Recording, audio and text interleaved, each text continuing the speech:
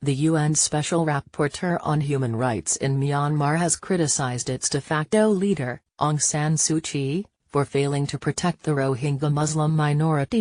Yang He said the situation in Rakhine was really grave and it was time for Ms. Suu Kyi to step in. Her comments came as the number of Rohingya fleeing to Bangladesh reached 87,000, according to UN estimates. That is more than the exodus after the October 2016 violence in Rakhine. Both outpourings were sparked by attacks by Rohingya militants on police posts that triggered a crackdown by the Burmese military. The Rohingya are a stateless Muslim minority who have faced persecution in Myanmar.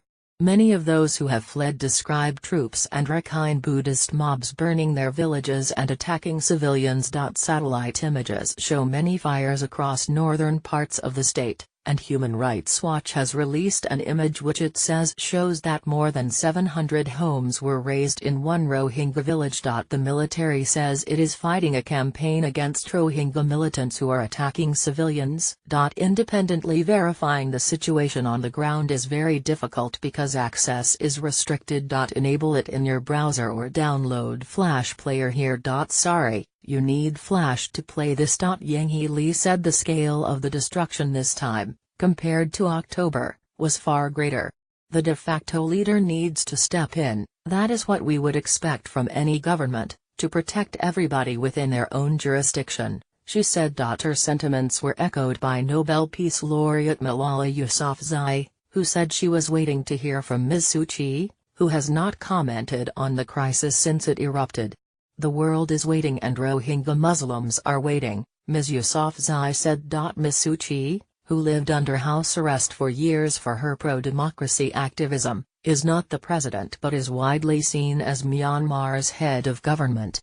She has been criticized in the past for failing to admonish the powerful military, which ruled Myanmar for decades and retains 25% of parliamentary seats. Ms. Lee said that Ms. Suu Kyi was caught between a rock and a hard spot, but added, "I think it is time for her to come out of that spot now."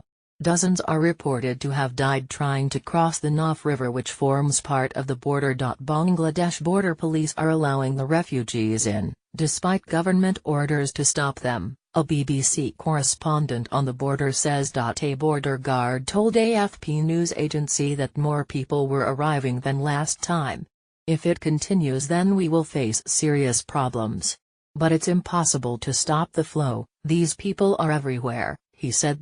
Vivian Tan, a spokeswoman for UN refugee body UNHCR who is on the Bangladesh border, said people arriving at refugee camps were in very bad shape. They say they have not eaten for days, not since they fled their homes.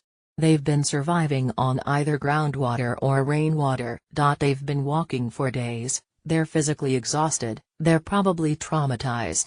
We're seeing a lot of women and very young children, some newborn, and these babies have been exposed to the elements for days, so they're very weak and they need medical attention.